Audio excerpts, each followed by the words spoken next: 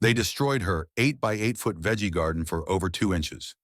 HOA fined her $350 and banned planting next year. Outrage ignites. In the meticulously manicured neighborhood of Oakwood Terrace, Georgia, where uniformity reigns supreme, 52-year-old Linda Carter carved out a slice of self-sufficiency. A former school teacher turned homesteader, Linda lived with her 14-year-old son, Ethan, and had transformed an 8 by 8-foot corner of her backyard into a vegetable garden in early 2025. The plot, bordered by a low wooden frame, grew tomatoes, carrots, peppers, and lettuce, yielding fresh produce that saved the family $200 annually on groceries. Linda invested $400 in raised beds, soil, seeds, and tools, teaching Ethan the value of growing his own food. The garden, slightly raised about 2 inches above the HOA's mandated ground level due to erosion control, was a labor of love, its vibrant green a quiet rebellion against the sterile lawns around it. Neighbors often stopped by to admire it, some even asking for extra tomatoes, fostering a small sense of community. But the Oakwood Terrace Homeowners Association saw the garden as a violation. The HOA president, 58-year-old Clarence Whitaker, a retired lawyer with a penchant for control, had received a complaint from a neighbor who felt the garden's raised edge disrupted the neighborhood's aesthetic and exceeded height limits. Clarence pored over the bylaws, zeroing in on a rule that stated, all landscaping must remain flush with ground level, with no structures exceeding 0 inches in height, and violations incur a $350 fine plus potential bans. It was a rule rarely enforced. Other yards had raised flower beds or decorative stones, but Clarence fixated on Linda's garden, measuring the 2-inch elevation with a ruler and deeming it non-compliant. He saw it as an opportunity to assert dominance, ignoring its practical and communal benefits. In mid-September 2025, after a humid weekend of growth, Clarence sent Linda a letter citing the bylaw and demanding that she dismantle the raised garden and level the soil within 48 hours or face a $350 fine for landscaping violation. The letter also warned that a second offense could result in a 1-year planting ban. Linda was floored. The garden was her family's sustenance and Ethan's project. She called Clarence, explaining its purpose, the erosion issue, and offering to lower the frame by an inch to comply. She even invited him to see the garden's modest scale. But Clarence was unyielding. "It's over the limit," he snapped. "Tear it down or pay and face more." Linda submitted a request for an exception, citing food security and her son's involvement. But the HOA board, swayed by Clarence, rejected it, escalating the threat. The situation turned dire. On a rainy Tuesday morning, while Linda was at a doctor's appointment and Ethan was at school, Clarence arrived with an HOA contracted crew and a small tractor. They measured the garden's 2-inch height, confirmed the violation, and began demolishing it, the tractor's blade uprooting the raised bed, scattering soil, tomatoes, and carrots across the yard. The wooden frame splintered, and the crew left the plot a muddy ruin within an hour. They taped a notice to Linda's door, a $350 fine for the landscaping violation, plus a $200 cleanup fee, and a formal 1-year planting ban effective immediately, signed by Clarence Whitaker. Linda returned home, her heart sinking as she saw the wreckage. Ethan's carefully tended carrots were crushed, and the soil was a sodden mess. She called Ethan, her voice breaking. "They destroyed our garden, honey. It's gone." Ethan rushed home from a friend's house, his eyes wide with disbelief as he knelt among the ruined plants. "My carrots!" he cried, picking up a broken stalk.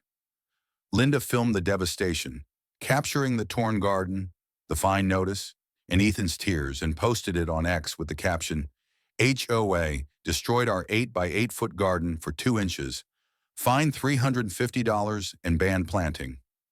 Garden ban. The video went viral, gaining 16 million views in 48 hours, with the hashtag trending nationwide. People were incensed, calling the HOA's actions heartless and overkill. Local news stations in Atlanta covered the story, interviewing a distraught Linda, who said, "This fed us." They took it for a 2-inch rule. The reporter also spoke to an agricultural expert who valued the garden's loss at $400 and criticized the ban as a threat to food security. The community rallied behind Linda and Ethan. A neighbor, 36-year-old gardener, Rachel Kim, organized a protest outside the HOA office, where dozens of residents gathered with shovels, seeds, and signs reading, "Gardens feed families," and "End HOA tyranny." Some planted tiny plots on public sidewalks in defiance, scattering seeds as a symbol of resistance. A GoFundMe page to help Linda rebuild and fight the fines raised $12,000 in a week, with donors leaving messages like, "This is unjust," and "Justice for the Carters."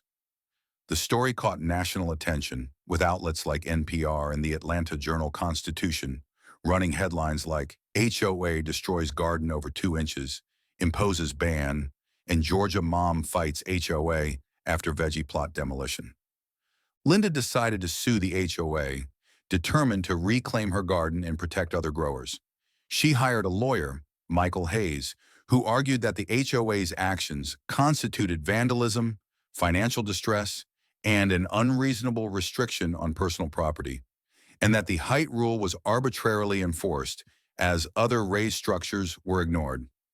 The lawsuit sought $20,000 in damages, the removal of the fines and ban, and an injunction to allow small gardens.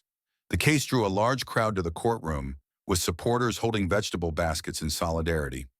Michael presented Linda's video as evidence, along with soil erosion reports justifying the 2-inch raise and neighbor testimonies praising the garden.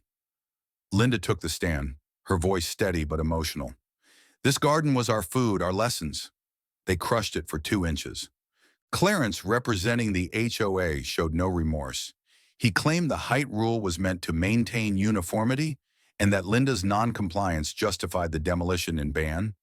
He produced the bylaw and argued that the HOA had the right to enforce its rules, even with extreme measures, citing the community's aesthetic standards.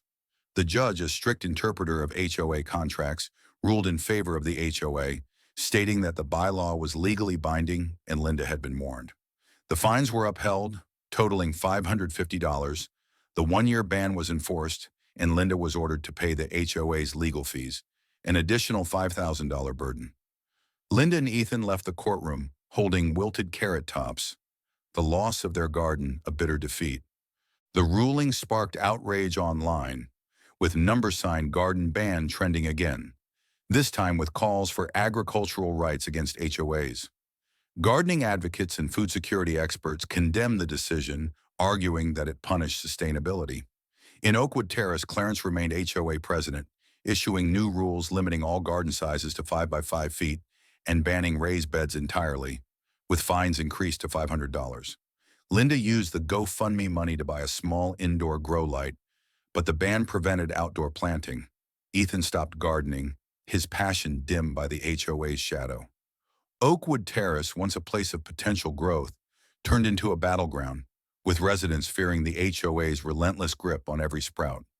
So, who's right, Linda and her garden, or the HOA's strict rule? Share your thoughts below. Please share this video, subscribe to the channel for more HOA madness, and let's keep the fight alive. Thank you for your support.